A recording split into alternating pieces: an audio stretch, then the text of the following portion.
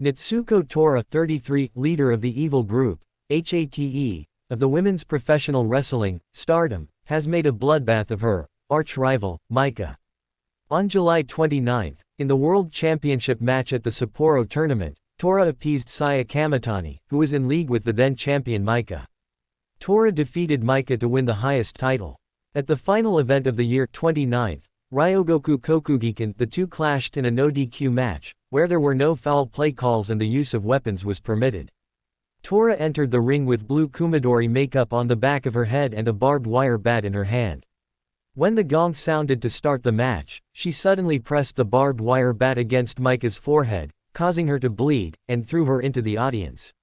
She then took out a fork and stabbed it into her head, smiling fearlessly.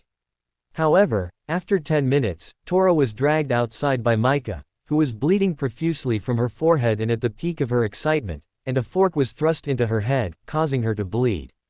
She was slammed onto a homemade empty can board by Maika with an avalanche brainbuster, and was hit with a Michinoku driver too, putting her in a difficult position. However, the Reiwa Evil Queen was not going to go down easily. She sprayed poison mist and successfully turned the situation around with a lariat. Tora climbed onto the ladder set up by Maika, smashed it with a 18-liter can, screaming.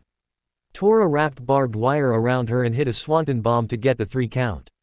After the match, Tora appeared backstage and said, "Stardom is very clean, and the people who sell their faces and sell their goods may be popular. There may be some customers who don't want to see a match between me and Maika like today, but I don't care if those people don't come to see it." She then said, "As long as I'm in this organization, I'll do matches like this. I'll continue to protect the heel culture. That's all," and disappeared into the waiting room. The Reiwa Evil Queen gives the Stardom Warriors a nightmare.